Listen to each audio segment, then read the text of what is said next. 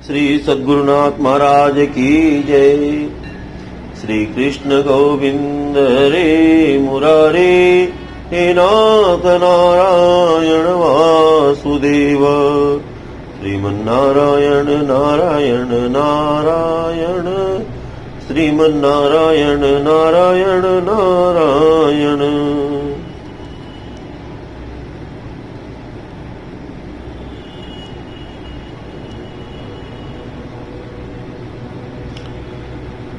तत्व चिंतामणि गीता के अनुसार जीवन मुक्त का लक्षण, इस विषय पर श्रवण करेंगे हम सभी।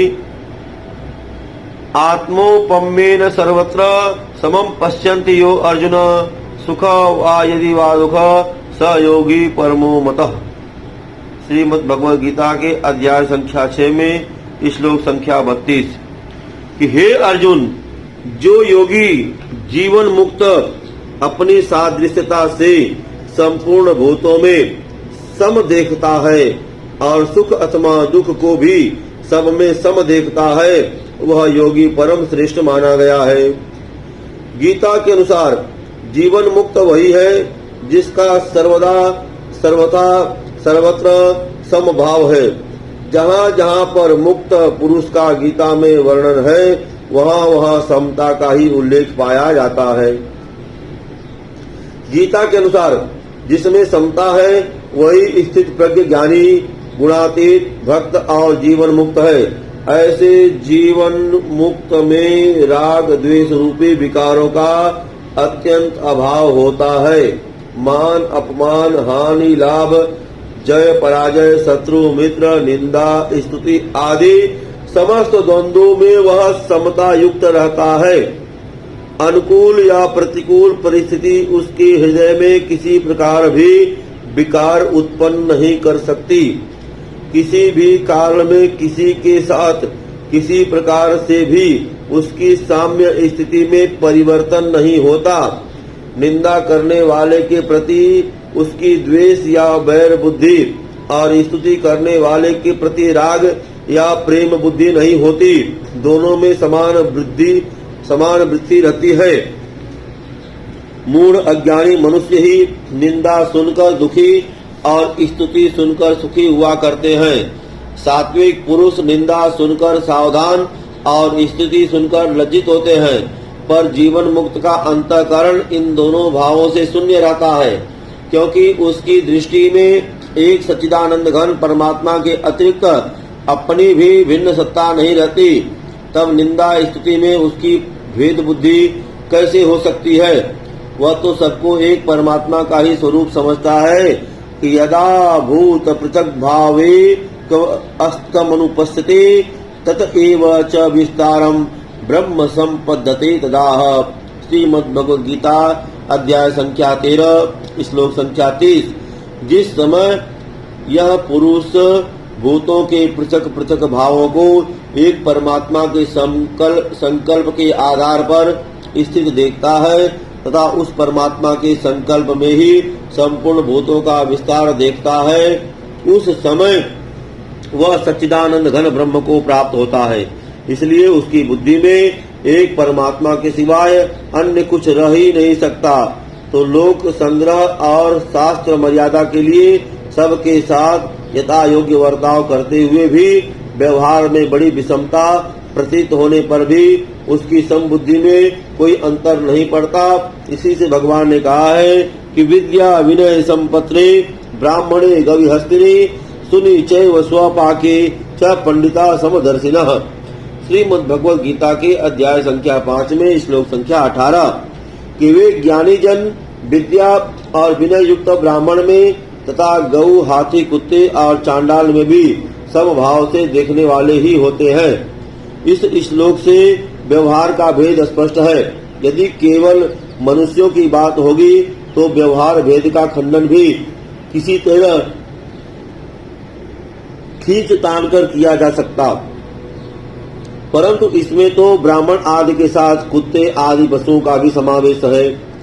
कोई भी विवेक संपन्न पुरुष इस श्लोक में कथित पांचों प्राणियों के साथ व्यवहार में समता का प्रतिपादन नहीं कर सकता। मनुष्य और पशु की बात तो अलग रही। इन तीनों पशुओं में भी व्यवहार की बड़ी भारी भिन्नता है।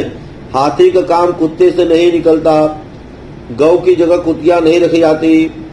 जो लोग इस श्लोक से व्यवहार में अभेद सिद्ध करना चाहते हैं वे वस्तुतः इसका मर्म नहीं समझते। इस श्लोक में तो समदर्शी जीवन मुक्त की आध्यात्मिक स्थिति बतलाने के लिए ऐसे 5 जीवों का उल्लेख किया गया है जिनके व्यवहार में बड़ा भारी भेद है, और इस भेद के रहते भी ज्ञानी सब में उपाधियों के दोष से रहित ब्रह्म को सम देखता है। यद्यपि उसकी दृष्टि में किसी देश, काल, पात्र या पदार्थ में कोई भेद बुद्धि नहीं होती, तथापि वह व्यवहार में शास्त्र की मर्यादा के अनुसार भेद बुद्धि वालों को विपरीत मार्ग से बचाने के लिए आसक्ति रहित होकर उन्हीं की भांति न्याय मुक्त व्यवहार करता है। श्रीमद् भगवद गीता के अध्याय संख्या 3 में श्लोक संख्या 25 और 26, क्योंकि श्रेष्ठ पुरुषों के आदर्श को सामने रखकर ही अन्य लोग व्यवहार किया करते हैं।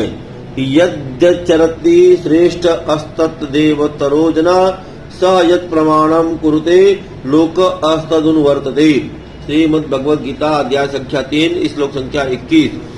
कि श्रेष्ठ पुरुष जो आचरण करता है अन्य पुरुष भी उसके ही अनुसार बरतते हैं।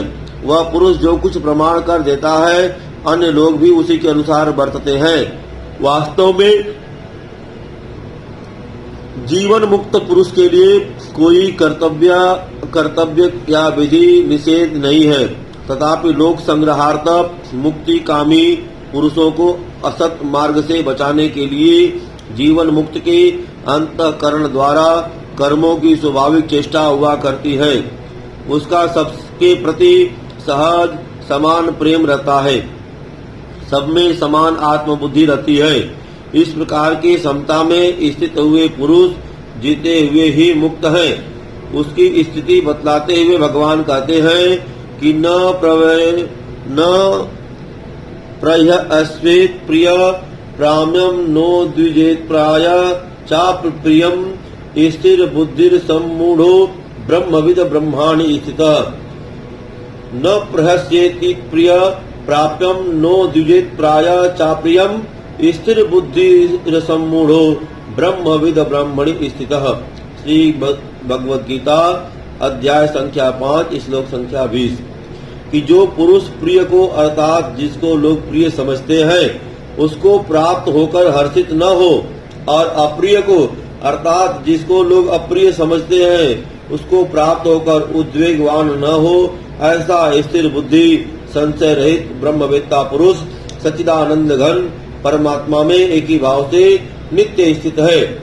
सुख दुख अहंता ममता आदि के नाते से भी वह सबसे समबुद्धि रहता है।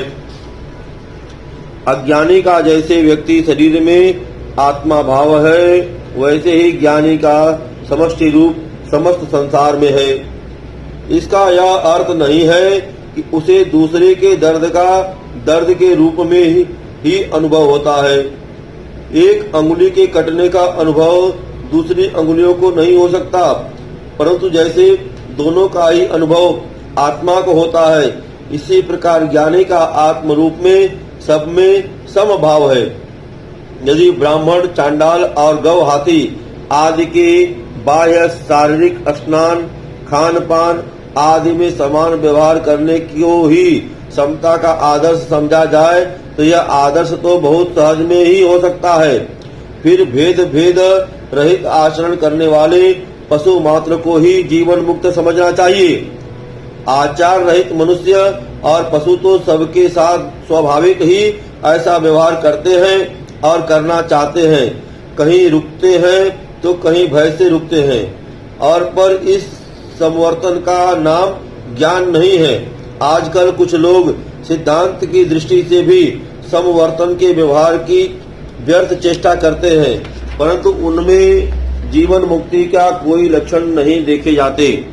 अतएव गीता के समदर्शना को सबके साथ संवर्तन करने का अभिप्राय समझना अर्थ का अनर्थ करना है।